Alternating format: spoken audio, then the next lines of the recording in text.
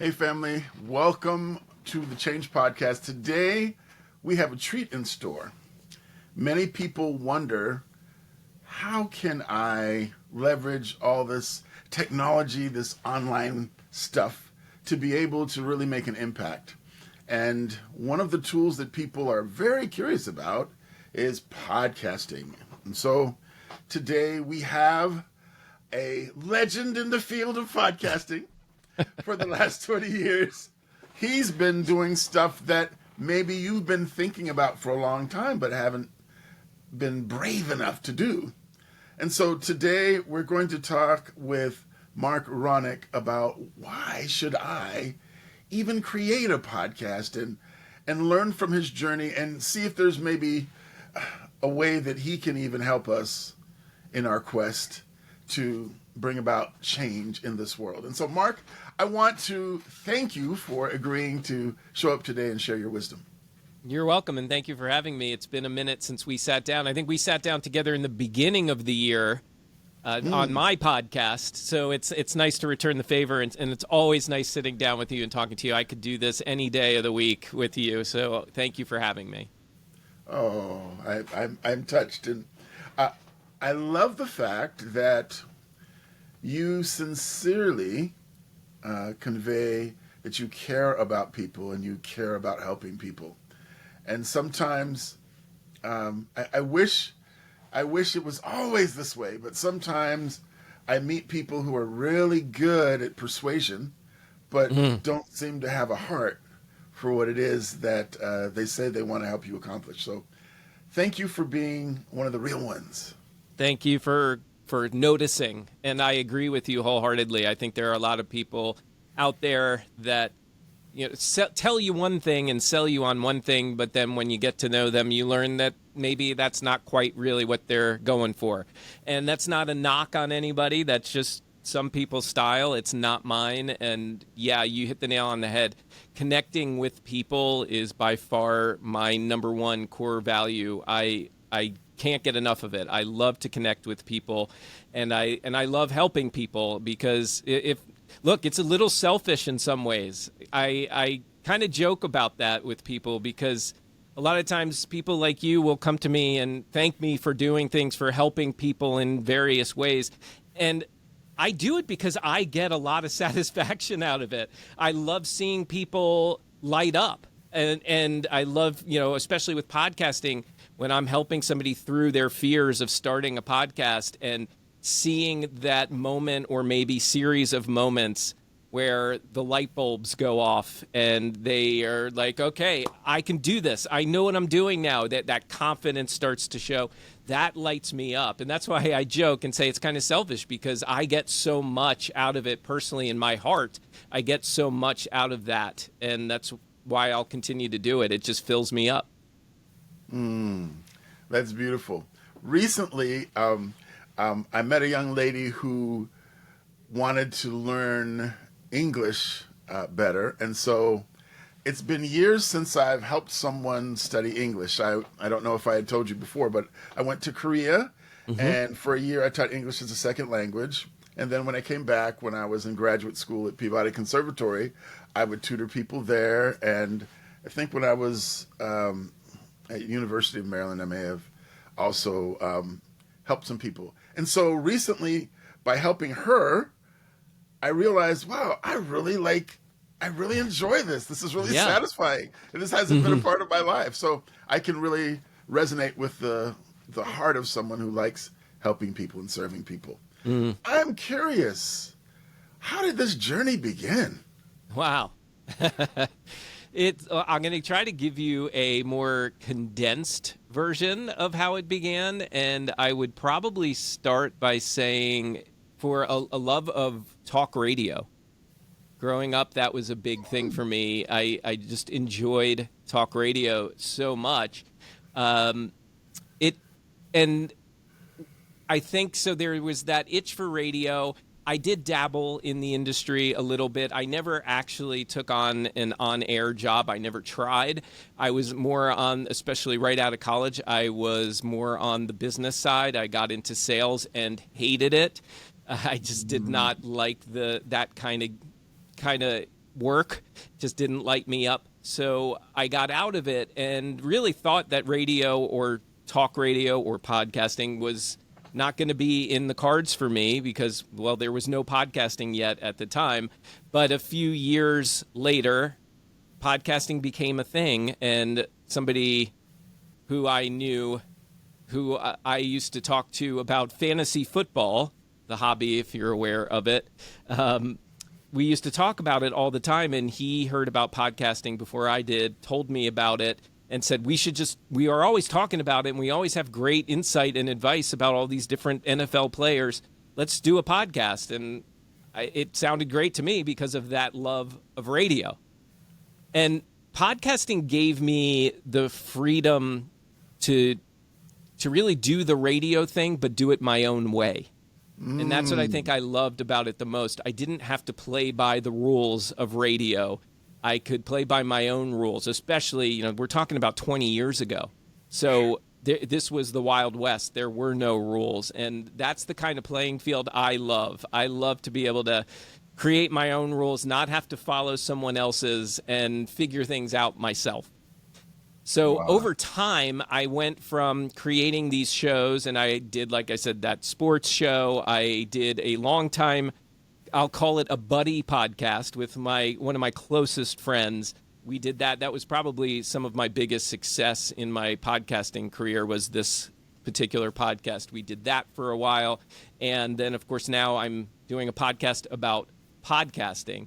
So I went from creating my own shows with friends, and then I went to producing professionally, and even teaching some of the radio pros I used to look up to. I was starting to teach them about podcasting because, everything's different. It's got its own flavor, its own flair, and you can't just take a radio career and insert it into a podcast. It doesn't always translate. Are there advantages? Absolutely. But there were people that still needed it, and it was pretty full circle moment for me. And I think really what solidified podcasting for me, which I learned relatively early on, was it clicked where it was through community. I noticed that it was not just about building an audience, because the audience was so engaged, and where we had social media, and still do, but we had at the time the social media, people would reach out just to talk about something that I would talk about on my podcast. I realized I could bring people together and create something bigger than just an audience. And so, that's why ultimately I started my business, Ironic Media, to help others launch shows, grow their shows with actual purpose behind it. And ultimately, I launched this conference that I know we'll talk about, Empowered Podcasting, and because I wanted to create the kind of event that I always wish existed out there, one that focused on empowerment, a sense of belonging, and authenticity. Okay. All right. So it seems to me, so one of the things that I like about what you just said is, before there was podcasting, there was talk radio. And so you're kind of like connecting the dots history-wise, like this idea of talk radio. Like, I never connected those dots. That wasn't a thing. It wasn't that I never listened to talk radio, but that wasn't like one of the things that I focused in on. And so it's cool how you say that. I go, oh, I get it now. Uh-huh. Like, I get how that approach can fit really well. Yeah. Even, it does. Okay, so like there are different ways that people use going live, for an example. Like, we have this podcast today, but there's also a YouTube version of the podcast. And when you do it live, you can look at comments and interact and build discussion. And that's something that I think that you're really good at, is you're very mindful of including people in the art of what it is that you're creating. As you tell me a little bit about the morning experience. I know that you do it on Clubhouse, but I think it was earlier this week, I was watching you on YouTube. Tell me a little bit about that experience and where that came from. Yeah, so I do it on Clubhouse, and yeah, I also stream live on YouTube as well. And so your question's really what exactly? Just so I... Yeah. So, what inspired that shift? Right. Yeah. Yeah.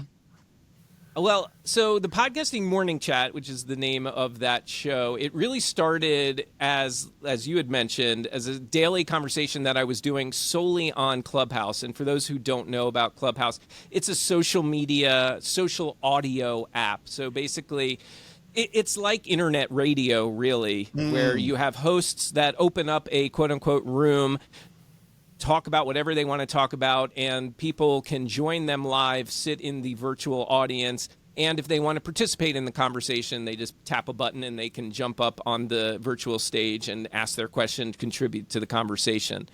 But that has grown a lot since I went from the live format only.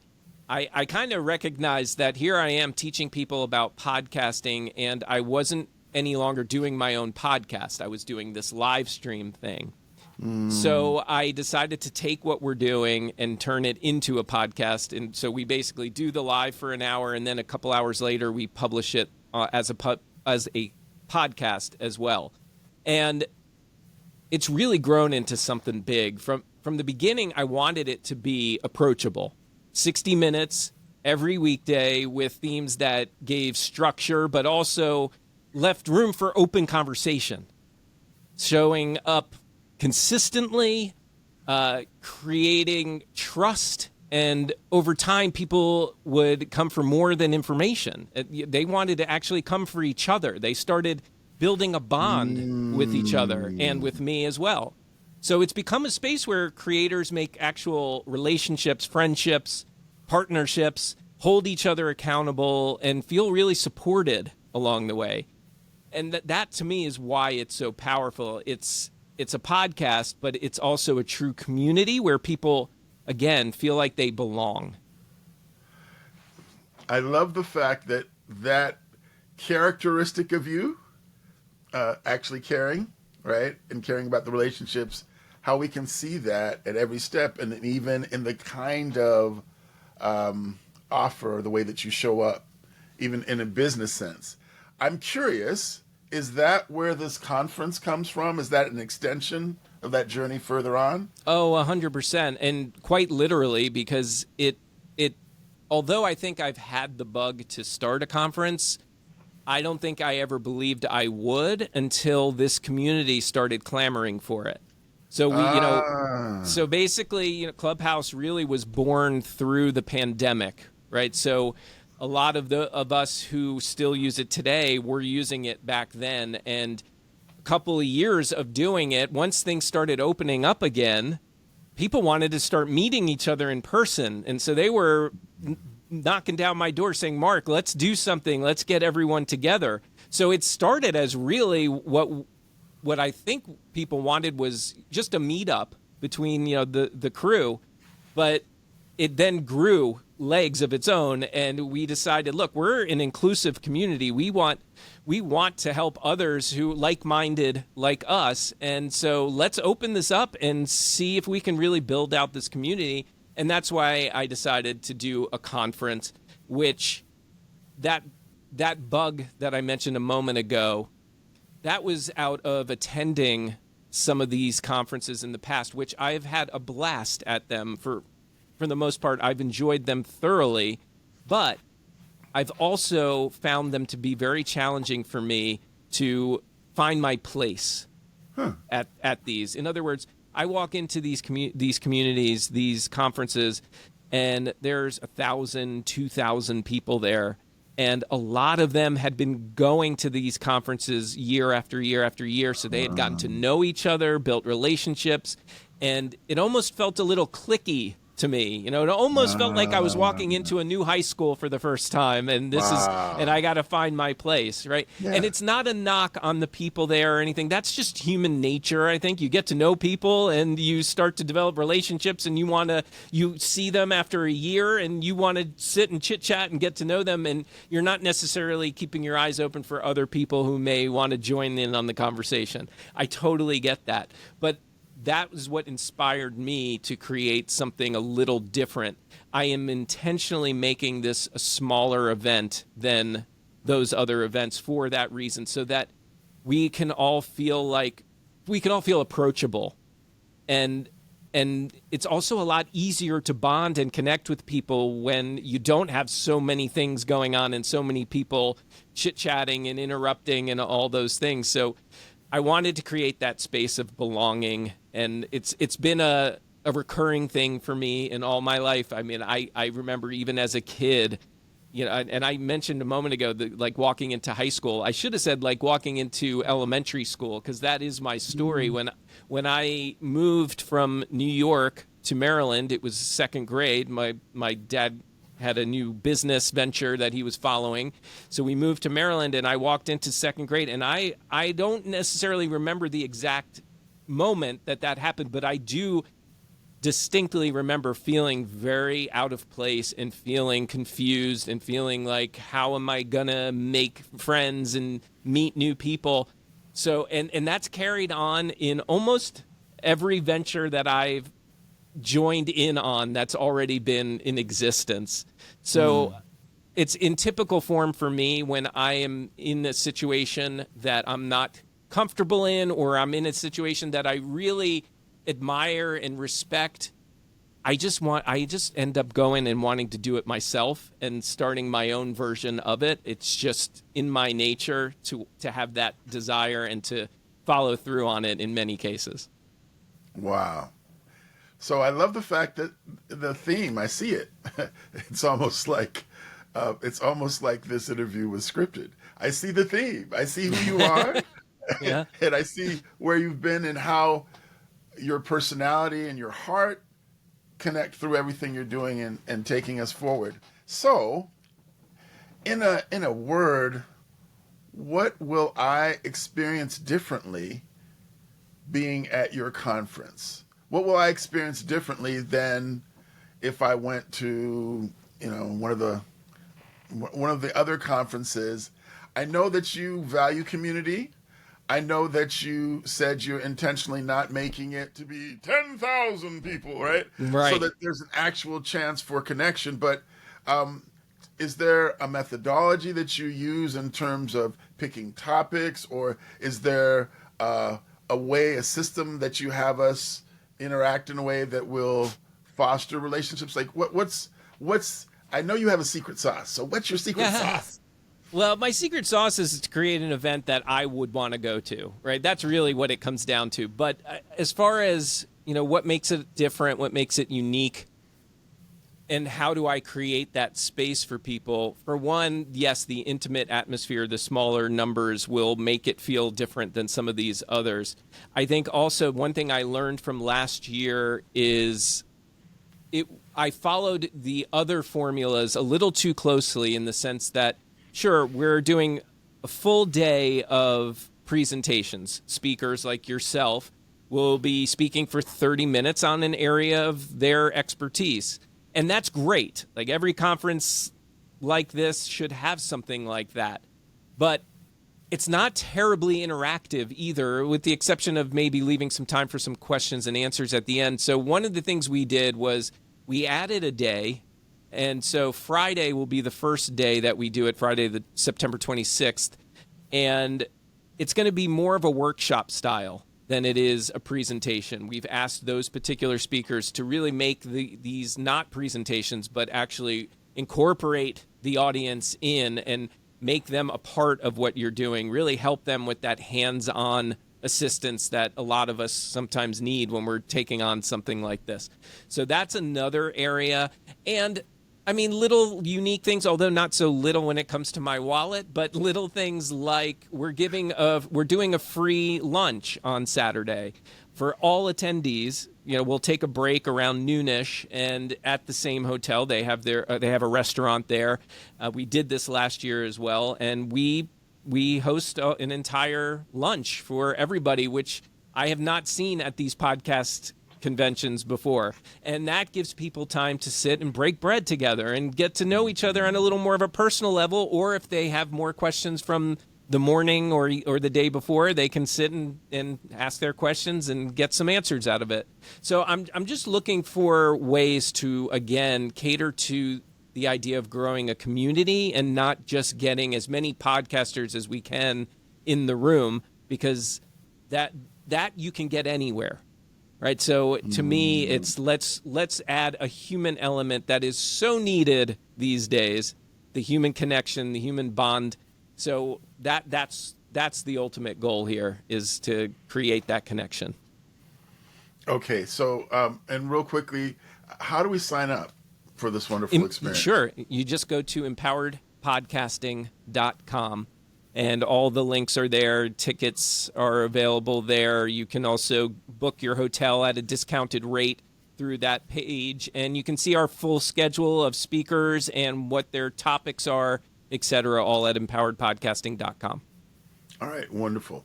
Now, tell me, I'm listening to this interview.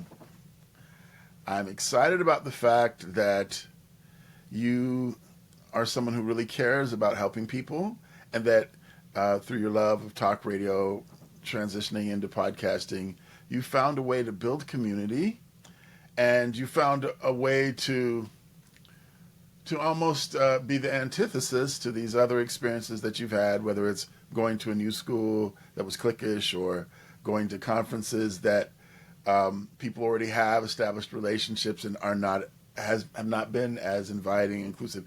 You now are creating an online community through Clubhouse that is inclusive, that gives value faithfully, and now an extension of that, this wonderful empowered podcasting conference.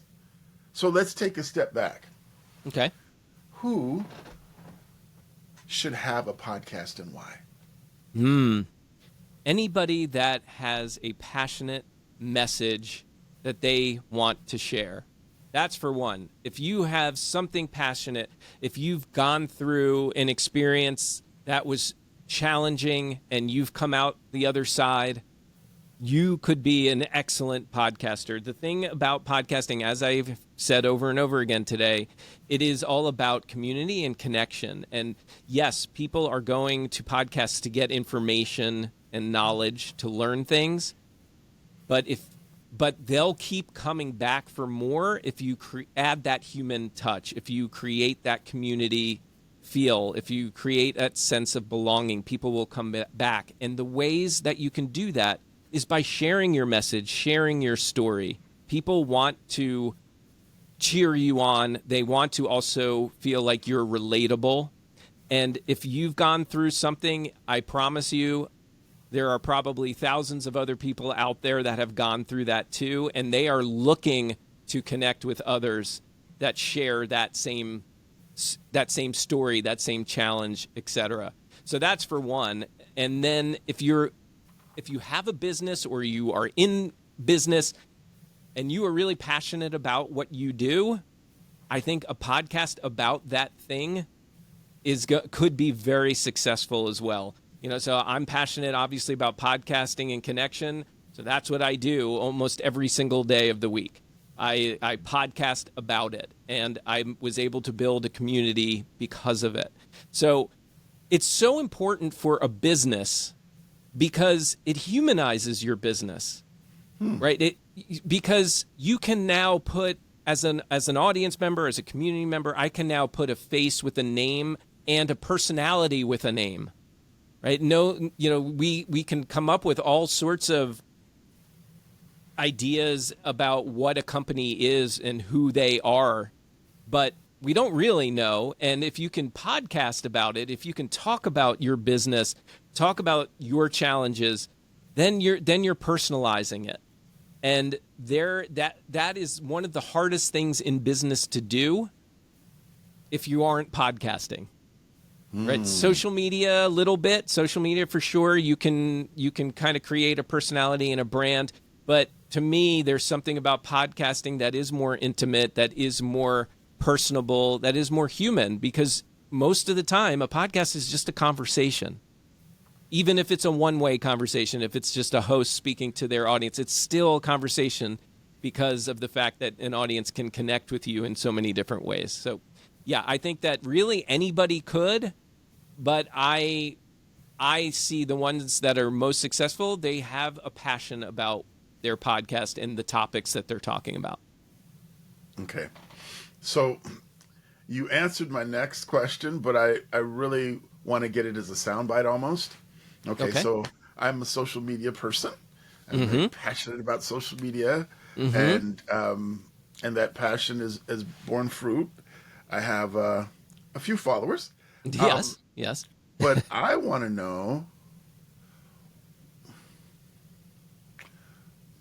if someone's listening and they're going, all right, well,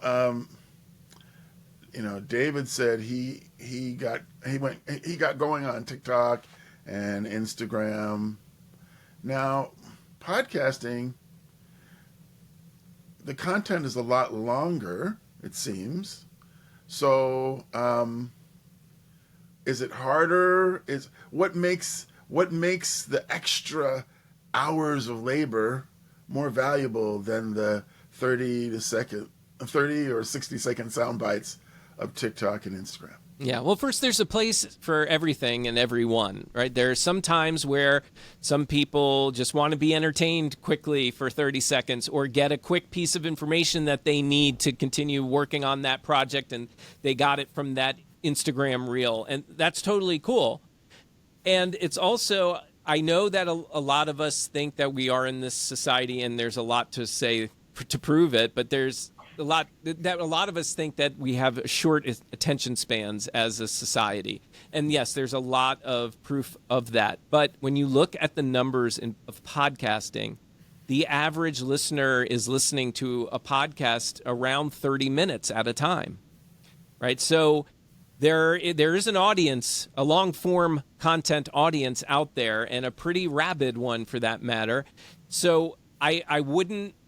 It's just a matter of catering to different audiences, right? Your social media audience may not care if you have a podcast, right?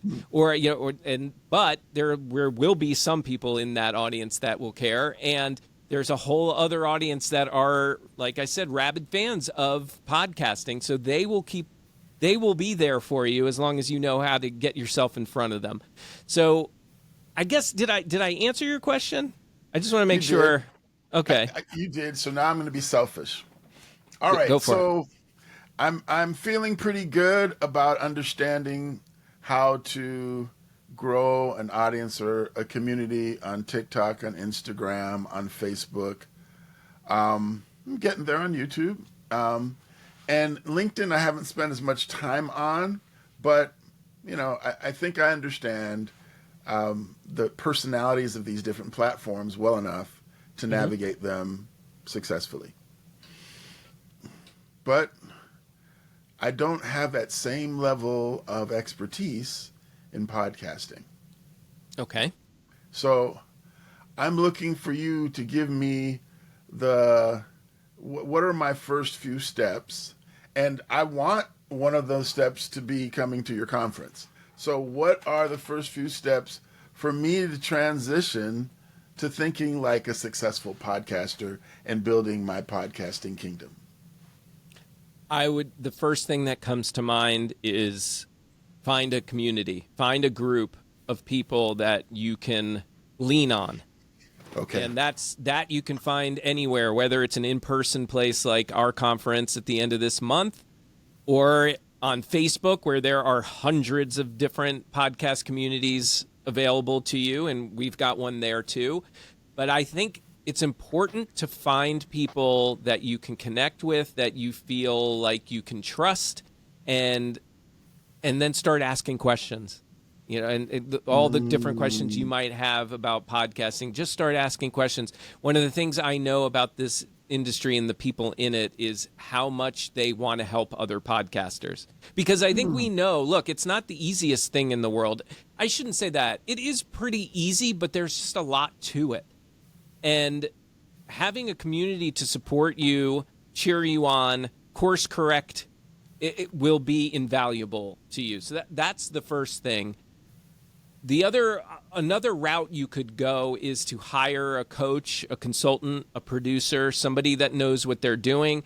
That's what my business is all about. I do all of the above. I coach podcasters, I consult podcasters, I produce a lot of their podcasts for them as well. So you can find a lot of different resources out there to guide you. But the thing that I encourage is don't ever start a podcast completely alone unless you're just one of those people that you can just dive into something and figure it all out yourself. But if you're like me, it can be really overwhelming really quickly. So I would say find a resource or resources, people that can actually give you some guidance. And then, of course, there's AI, right? You can certainly connect. You can go onto a chat GPT and literally ask it the very question you asked me. How do I get started? What's the first things I need to do? And it will, I've tested it many times, and it will give you a lot of great guidance and advice. But again, it's just a matter to me of don't do it alone and find the resources or people that will guide you and enhance your experience. Wonderful. I was not expecting that answer, and I think it was excellent. Cool. If someone I'm curious what you were expecting.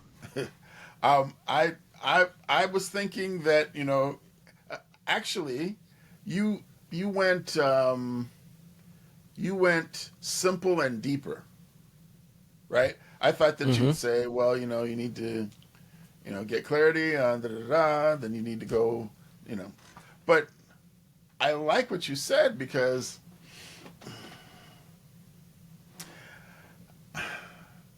I think that more than not, most of the clients or students that I've had that have done well, they take action on what they hear. That's a big thing, right? Yeah. So they value coaching, and they also value community. They show up on a regular basis. If we like Content Creating Academy coaches people on social media, they show up to both meetings every week. They have questions, and they take action right away when they learn something new.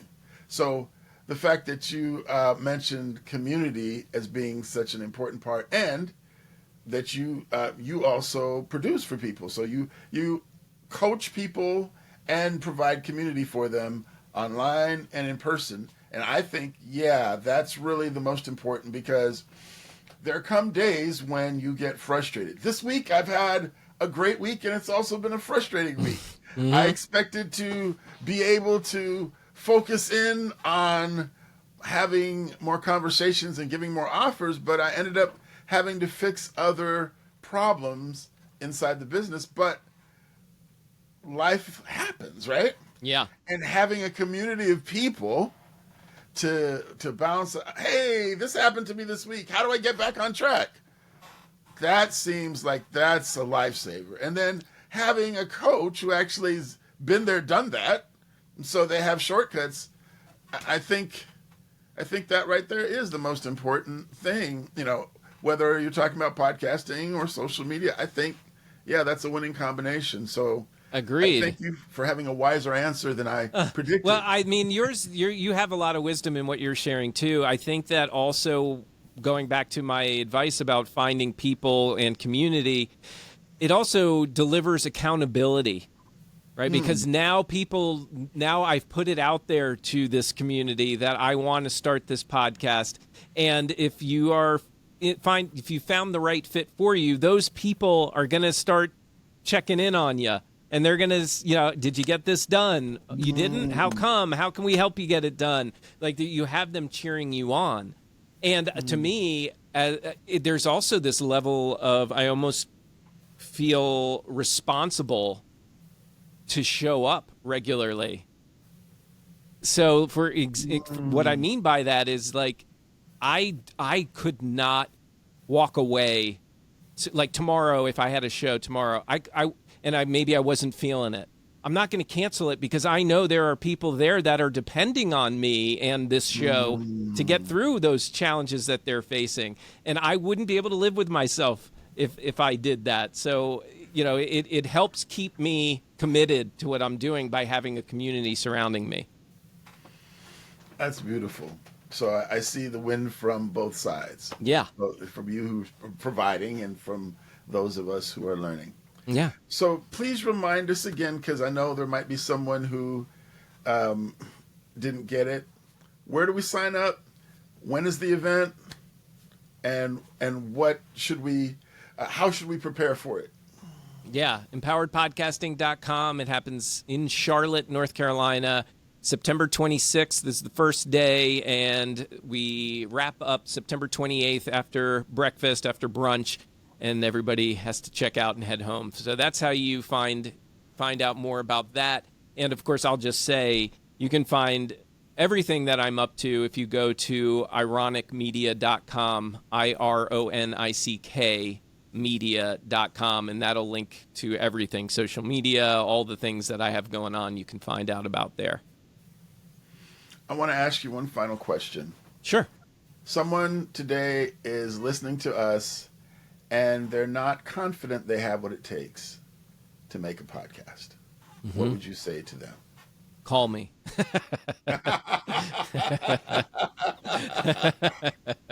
Because you are not alone, and every podcaster, new podcaster that I've ever come across, usually I'd say 9 out of 10 usually don't have the confidence. I don't know if I've told you the story. My longest running client, who's still with me today, she hired me probably 4 years ago.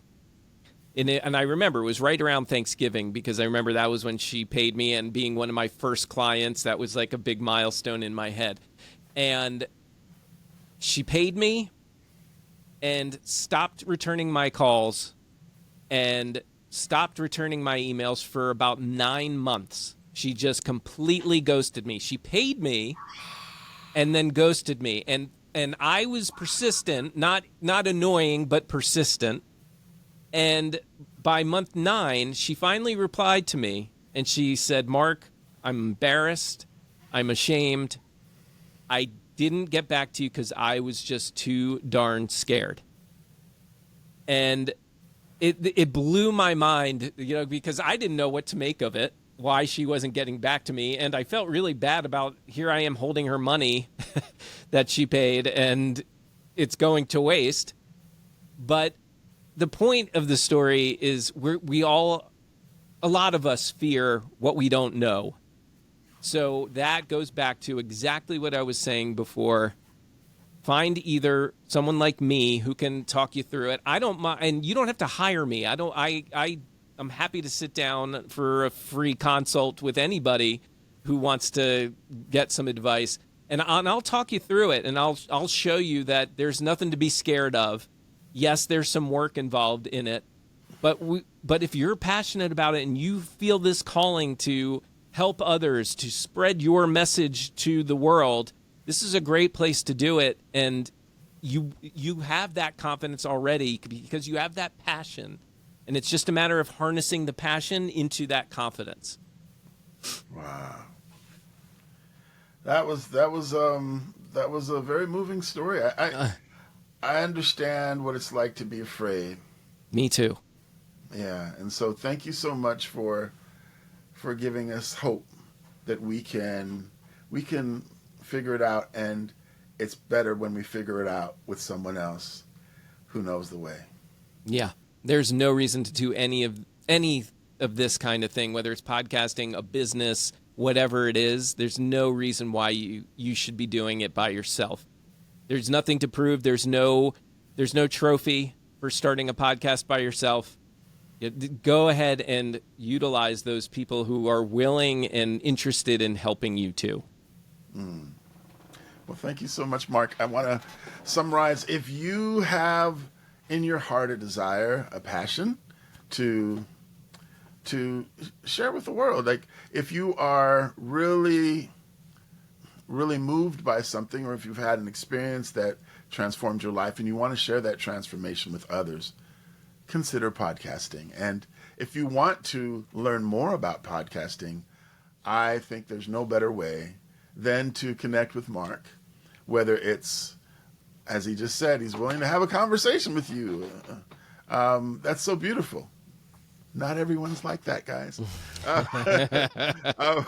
And he has a wonderful community that you can be involved with, both on Facebook and on Clubhouse, and wonderful content on YouTube, and a wonderful and empowering conference, pun intended, here at the end of September. Empoweredpodcasting.com. Is that the right website? Yep. You got it. Empoweredpodcasting.com is the place to sign up. I look forward to seeing you there when you come. I don't get to hang out in Charlotte, North Carolina on a regular basis. And so I'm looking forward to it. I'm looking forward to making beautiful relationships there. And I'm looking forward to the insight that will help me be better at serving my online community. Thank you, Marc. Is there anything else that I've forgotten to ask you that you think that I should have asked? Because you're the expert at this. I think you covered it all, and thank you, David, for having me. It is really, truly a pleasure joining you, and it really always, every time I sit down with you, especially on air, it always just feels like a conversation. It just feels so comfortable and natural. You do this so well. You're an excellent host, and I'm proud to be a guest on this show. Oh, wow. Thank you. All right. You're welcome. Blessings to you, my lovely audience, and I look forward to enjoying some time with you again in the near future, and I'm hoping that I'll see you at the Empowered Podcasting Conference. Thank you so much, Marc. Thank you, David.